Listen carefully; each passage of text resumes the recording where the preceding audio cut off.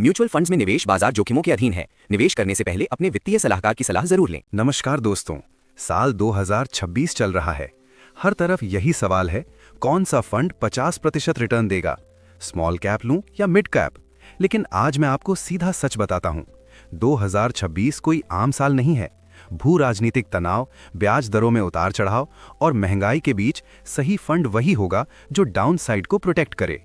आज की इस लॉन्ग वीडियो में हम जानेंगे 2026 में मार्केट का अनुमानित दृश्य क्या है, कौन सी कैटेगरी में दम है, 3 सबसे अच्छे फंड उदाहरण के तौर पर, और सबसे जरूरी बात, 2026 में कौन सा फंड नहीं लेना चाहिए। चलिए बिना देरी किए शुरू करते हैं। सबसे पहले मार्केट को समझना पड़ेगा। 2026 में 3 बड़े ट्रेंड साफ दिखाई दे रहे हैं। पहला, वैश्विक स्तर पर ब्याज दरों में कटौती का असर धीरे धीरे दिखेगा, जिससे बैंकिंग और ऑटो सेक्टर को सपोर्ट मिल सकता है। दूसरा, भारत में रियल एस्टेट, इंफ्रास्ट्रक्चर और कैपिटल गुड्स की मांग मजबूत बनी रह सकती है। तीसरा और सबसे अहम, वैल्यूएशन। पिछले 2-3 साल में स्मॉल और मिड कैप शेयर काफी महंगे हो चुके हैं, इसलिए 2026 में इनमें करेक्शन देखने को मिल सकता है। यानी कुल मिलाकर मार्केट मॉडरेटली अग्रेसिव रहेगा, मौके भी मिलेंगे और गिरावट भी। अब बात करते हैं कैटेगरी की। 2026 में सबसे बैलेंस्ड और समझदारी भरा विकल्प है फ्लेक्सी कैप फंड, जैसे पराग पारिक फ्लेक्सी कैप फंड या HDFC बैलेंस्ड एडवांटेज फंड। ये फंड मार्केट की स्थिति के हिसाब से लार्ज, मिड कैप और स्मॉल कैप में पैसा शिफ्ट करते हैं। अगर स्मॉल कैप गिरता है तो फंड मैनेजर लार्ज कैप में जा सकता है। इसलिए 2026 में ये एक ऑल वेदर ऑप्शन बनता है, खासकर उनके लिए जो 5-7 साल का समय दे सकते हैं। दूसरी कैटेगरी है लार्ज कैप फंड, जैसे ICICI prudential blue chip fund या UTI निफ्टी इंडेक्स फंड। ये ज्यादा सुरक्षित होते हैं लेकिन रिटर्न थोड़ा कम देते हैं। 2026 में ये लगभग 12 से 14% का रिटर्न दे सकते हैं। अगर आप कम जोखिम चाहते हैं और स्थिर ग्रोथ चाहते हैं तो ये सही विकल्प है। तीसरी कैटेगरी है सेक्टोरल या थीमेटिक फंड, जैसे PSU, इंफ्रा या डिफेंस।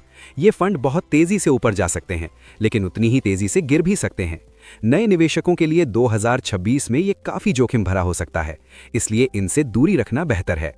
चौथी और बहुत जरूरी कैटेगरी है डेट और हाइब्रिड फंड।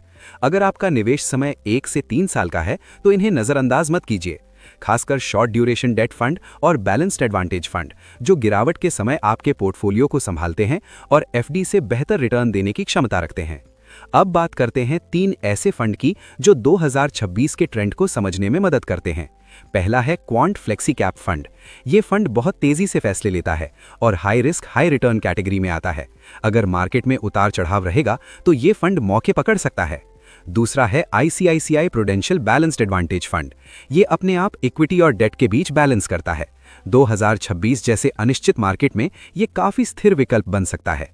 तीसरा है Motilal Oswal mid cap fund, लेकिन ये सिर्फ उन्हीं लोगों के लिए है जो जोखिम लेने को तैयार हैं। अगर मिड कैप सेक्टर चला तो शानदार रिटर्न मिल सकता है, लेकिन गिरावट भी 15-20% तक हो सकती है। अब सबसे जरूरी हिस्सा, 2026 में लोग कौन सी गलतियां करेंगे। पहली गलती, पिछले 3 साल के टॉप परफॉर्मर फंड के पीछे भागना। याद रखिए, जो फंड 2023-2025 में 30 से 35% दे चुका है, जरूरी नहीं कि 2026 में भी वही दोहराए। दूसरी गलती, एक ही कैटेगरी के कई फंड खरीद लेना। बेहतर रणनीति ये है कि आप एक फ्लेक्सी कैप, एक लार्ज कैप, एक मिड कैप और थोड़ा पैसा डेट में रखें। तीसरी गलती, कम समय के लिए निवेश करना। 2026 के बाद 2027-28 में अच्छा ग्रोथ फेज आ सकता है, इसलिए कम से कम 5 साल का नजरिया रखें। तो सीधी बात, 2026 में कोई एक परफेक्ट फंड नहीं है, लेकिन फ्लेक्सी कैप और बैलेंस्ड एडवांटेज का कॉम्बिनेशन सबसे संतुलित रणनीति बन सकता है। अगर आप अपने रिस्क को कंट्रोल करना चाहते हैं तो नीचे कमेंट में रिस्क कंट्रोल लिखें।